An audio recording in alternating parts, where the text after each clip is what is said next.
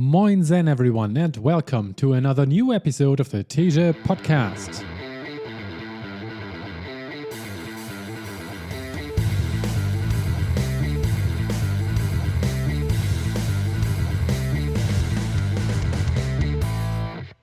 This is a book episode about Alain de Botton's book A Therapeutic Journey. The book has 292 pages and I finished it on the 13th of December of 2024. The book in 3 sentences. Carrying the burden or being in an acute phase of depression or despair at the huge task of living a human life is not your own fault. Though it can probably never be completely cured, we can try and change our perspectives, become intentional and active about our own mental state, learn to know what will help us, and use the tools in those moments. Being gentle and compassionate with ourselves, embracing vulnerability, and doing self-reflection can help us to grow our emotional resilience and find joy in the journey we're all in. Impressions. I'm glad that talking about mental well-being is so much more accepted in our current times.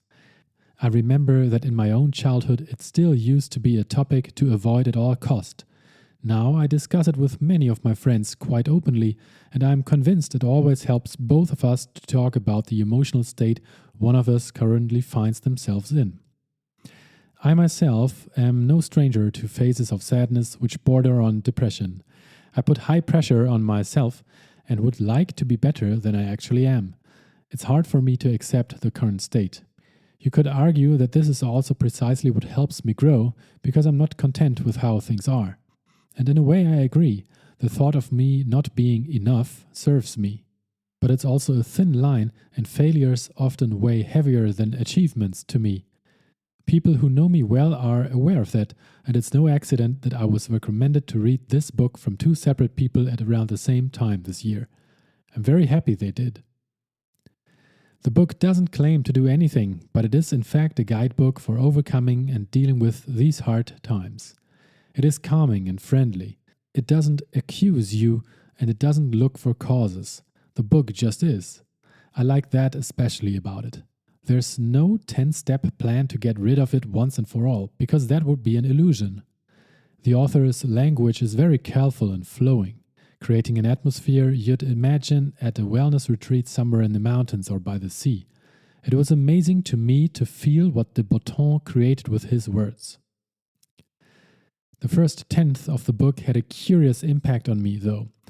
I nearly stopped reading the book because its openness to talk about the bad state of mental health triggered something in me. It hit so close to home and somehow gave me the feeling of deteriorating instead of improving. I looked at the reviews and found some people say the same, but I also knew that it would change as the book went on. In many parts, I drifted away from the book and lost myself in my own thoughts. Usually I find this annoying because it normally means that the book doesn't catch my attention.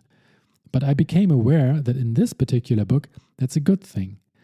It started to get me thinking about my own perspectives and behavior towards myself. I was contemplating what was said when the lines started to blur, and a minute later I woke up to reread the page. It's okay, but it took me a while longer to finish the book than it would have. Not that that's a problem, quite the contrary. It made a more meaningful impact on me that way. I was a bit surprised to find a huge amount of practical advice. Little things you can do to help yourself make it through. I particularly liked how it were mostly actual little things. Not the huge changes in life that some would think were necessary, no. Things like eating figs or taking long baths. Wonderful. Just the thought of both helps. The chapters on relationships and parenting were interesting. I was expecting the active parenting of your own children, but it's more about your role as a child in regard to your own parents that's of consideration in the book. Makes sense. Finding and cultivating a relationship with a partner who values openness, vulnerability, and acknowledges their own shortcomings just as you are. How to listen, how to be present, how to never stop to talk with each other in a romantic relationship. There was a big space in the book that was filled with art and its different forms and ways to affect our worldview. I wasn't expecting that, but I was very happy about this new connection. New to me, that is. For me, music has always played the largest role in helping me through difficult phases, but not for Alain de Botton. He found it in paintings, photographs, but also in actual scenes in the country. He had many short chapters of just a few pages each for individual pieces of art in this category, which he used to explain the stories behind them, the creator's thoughts, and what those pictures were doing for him and most others who appreciate them. To me, this was truly eye-opening. How visual art can be therapeutic in such a way I would have never thought of. In many cases, I would have enjoyed reading a lot more pages on those single works. At the end of the chapter, there is a bit about the importance of music and dance. He has a quote from Nietzsche ready, in which the philosopher puts great value to both. Connecting this back to the Greek god Dionysos, he concludes that it unites us to behave silly and be idiots sometimes. I think that's lovely and so disarming. After that, some more practical thoughts are shared, and none of them seemed out of place. The whole feel of the book is positive and honest and calming. I'm glad I read it. How the book changed me. I'm sure I'm not alone in saying that I strive to achieve some things of significance in life. I'd like to leave something of note behind when I'm gone. At the same time, I'd like to impress certain people whose opinions of me are important to me, healthy or not. To achieve both, I'm putting quite a lot of pressure on myself, possibly more than would be healthy. There are definitely times where I feel unworthy and undeserving. This book has helped me relax a bit more and ease off of the perceived expectations those mentioned people have of me. I know that I can achieve great things, but only if I choose to do them freely and not to please others. The temptation to resist pleasing others is difficult to ignore, but that task will now be a bit easier for me. On a more superficial level, the chapter on the importance of creating and consuming art for the benefit of one's mental health has made an impact on me. The author focused on visual art while I respond more to creating and enjoying the art form of music. This new world he opened up to me is now more interesting to me than it was before. Highlights. 1. Challenge. When we are interviewing for a new job or taking someone on a date, a healthy mind doesn't force us to listen to inner voices that insist on our unworthiness. It allows us to talk to ourselves as we would to a friend. Grounds for repair, anger, and sadness are, of course, all around. But the healthy mind knows how to bracket negativity in the name of endurance. It clings to evidence of what is still good and kind. We need only a few moments in the dark at 11 p.m. or 5 a.m. to wander the corridors of the deep mind with a torch of consciousness and ask, "What have I looked at but never seen? What am I really worried about right now?" If we let the question resonate for a time, allowing its true profundity to emerge, we stand to find that, waiting until we have quietened the noise, there is a pain we knew all along, looking up at us with startled, wise eyes, like those of a tortoise we find hiding beneath a car, or a fox burrowed in a corner of the garden. We can continue the questioning. Why is this thing so worrying? And then, what could I tell myself to make this less bad? And finally, we can ask ourselves to complete a sentence. I feel compassion for myself because... First, and most importantly, a competent parent is someone who can feel inordinately pleased that their child has come into the world, and never ceases to remind themselves or their offspring of the fact, in direct and indirect ways, at small and large moments, pretty much every day. There are no more tenacious defenders of their parents' legacies and reputation than those who were maligned, ignored, or physically harmed. The temptation can be to rush in and give an answer full of blustering, impatient confidence. Of course it will be fine. Nonsense, there's no tiger, and so on. But the properly loving response is to take the worry as seriously as its progenitor does and address it head on, without scoffing or denying the scale of the concern. Small children tend never to blame those who have harmed them. They depend on them far too much to dare to question their authority. They turn the hurt in on themselves. They wonder, for example, why they aren't good enough, rather than wondering what business an adult has in humiliating and crushing the spirit of a 4-year-old. We should get better at detecting when illness might be drawing in, what the triggers for it might be. Then, when it is upon us, we should do and decide nothing. We shouldn't send emails or deliver judgment on our lives or plan for the future. We should, as much as possible, stop all mental activity and rest.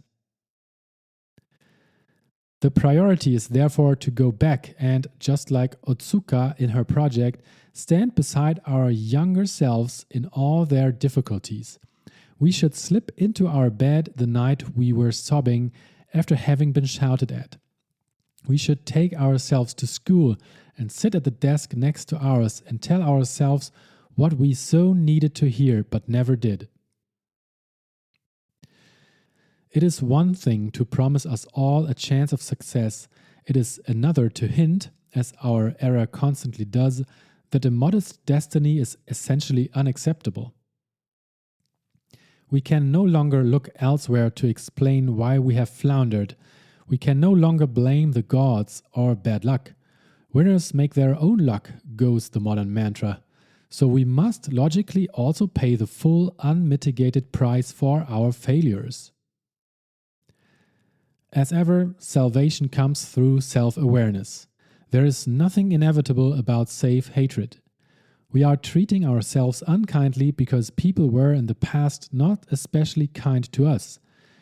And we are being touchingly yet dangerously loyal to their philosophies of derision. Whenever we sense our spirits sinking and folly and anxiety pressing in on us, we should abandon all endeavors and head to the bedroom. We should be as proud of our regimented sleep patterns as we are of a neat house or a flourishing career.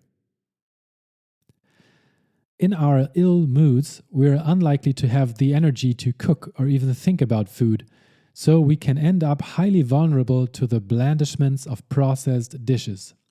Yet we should take care that food never becomes yet another reason why we might hate ourselves or regret decisions.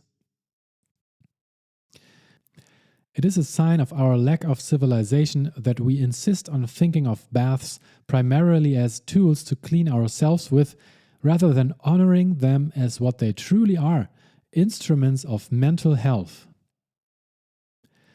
Our emotional difficulties with work tend to begin with the way that it apparently offers us an unparalleled chance to impress those who do not or did not originally believe in us. Under the guise of a merely practical pursuit, it carries a heavy emotional mission. It is the means by which we try to earn our right to be. But if accompanied by the right sort of care, a breakdown can allow us to review the role that work was playing in our lives and to cease using it as compensation for an emotional wound. In the ruins, we may be able to ask ourselves new questions. What do I actually want to do? Whose opinions do I really care about? We'll have slain the dragon of prestige and may now be ready to live on our own terms for the first time. We should go back to what work should always have been for us, which is a source of intrinsic satisfaction, before it got saddled with the task of assuring us of our value as a human being in the eyes of an imagined hostile and skeptical audience. Our flawed brains are faithful generalizers from their earliest moments. They take the raw material of our young lives and extrapolate universal theories from it, which can destroy our chances of responding adequately to the diverse and novel conditions of adult reality. 2. Love. The properly self-loving person isn't the one who congratulates themselves when they have pulled off an astonishing feat. It's the one who knows how to speak to themselves in a kind voice when everything has gone wrong, who can remain kind in the face of ill fortune, who doesn't have to berate or criticize themselves without mercy. Yet it is not the simple fact of being let down that counts very much. The true problem is created when there hasn't been an opportunity to process our disappointment. Irritation is only toxic when it hasn't been extensively and thoughtfully aired. Wiser couples know that nothing should ever be too small to cover at length, for what is ultimately at stake in a marathon conversation about a single word or a minuscule event in the hallway can be the fate of the entire relationship. We yearn to feel that other person appreciates the scale of our despair and the magnitude of our sense of injustice, while at the same time being deeply suspicious of and alert to anyone who might too hastily be trying to make our distress go away. Saying "I know" or "oh yes" won't, as psychotherapy knows, be quite enough. What we need to do instead is to paraphrase what our ailing companion has said, to build sentences that repeat back to them the essence of the difficulty they have expressed, but in different words. All that we are chiefly in search of when we are at our lowest point is evidence that we are in company.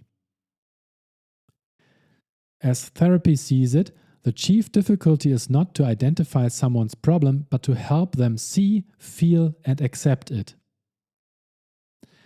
I need you to accept, often and readily, the possibility that you might be at fault without this feeling to you like the end of the world.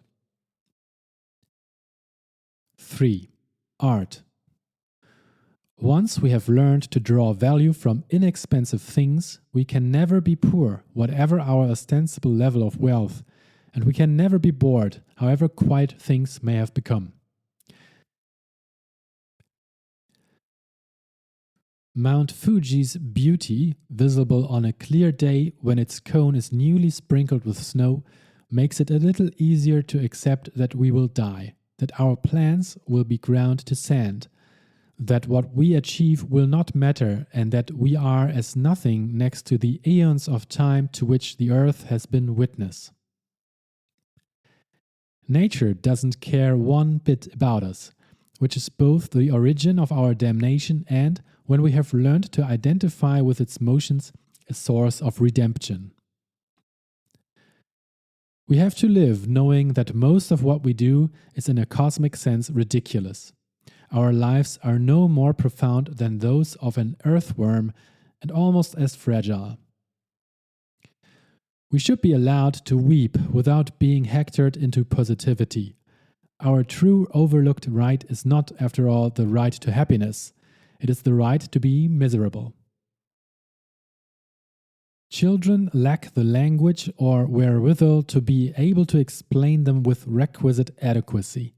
Their feelings are an outgrowth of the manic sensitivity, unconfined intelligence, and wild imagination of the infantile mind. Small people are, in the best and most inspiring of ways, slightly mad. Generally, we tend to notice nothing, but we may make an exception for one particular time and place, the first day in a new destination. There and then, for once, we too may be shaken from our customary lethargy. We need wherever we can to try to look at our lives, with which it is so easy to get dispirited and about which it is so forgivable to despair, as though we were still in some ways on that hopeful, endlessly fascinating first day somewhere else. 4. Freedom. Then again, greatness in literature doesn't come from living pompously among high-flown abstractions. Great writers are ultimately simply those who know how to speak with special honesty about the panic and sadness of an ordinary life. We don't actually ever need the whole of society to love us. We don't have to have everyone on our side. Let the Robert Greens of this world and their many successors in newspapers, living rooms, and social media down the ages say their very worst and nastiest things and be done with them. All that we need is the love of a few friends or even just one special person, and we can survive. Because our lives are so brief, it is the quality of our experiences rather than the extent of our possessions that matters. We should shake ourselves free from such inhibitions by loosening our hold on any remaining sense of dignity and by accepting frankly that we are by nature completely idiotic, great sacks of foolishness that cry in the night, bump into doors, fart in the bath, and kiss people's noses by mistake, but that far from being shameful and isolating, this idiocy is in fact a basic feature of our nature that unites us immediately with everyone else on the planet. We are idiots now, we were idiots then, and we will be idiots again in the future. There is no other option for a human. The price to pay for affection isn't compliance. We can gradually take on board a highly implausible sounding but redemptive notion that we can prove lovable and worthy of respect and at the same time, when the occasion demands it, as it probably will a few times every day, utter a warm sounding but definitive no. So convinced are we that insights of worth lie beyond us, we have omitted to consult the treasury of thoughts and visions generated every hour by our endlessly brilliant, fatefully unexplored minds. All of us need to learn to develop a late style, ideally as early on in our lives as possible. A way of being wherein we shake off the dead hand of habit and social fear and relearn to listen to what entertains us, and so can stand the best chance of properly pleasing others too. We've imagined we understand the city we live in, the people we interact with, and, more or less, the point of it all. But of course, we have barely scratched the surface.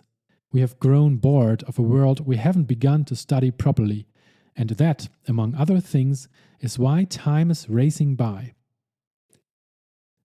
We might live to be 1,000 years old and still complain that it had all rushed by too fast.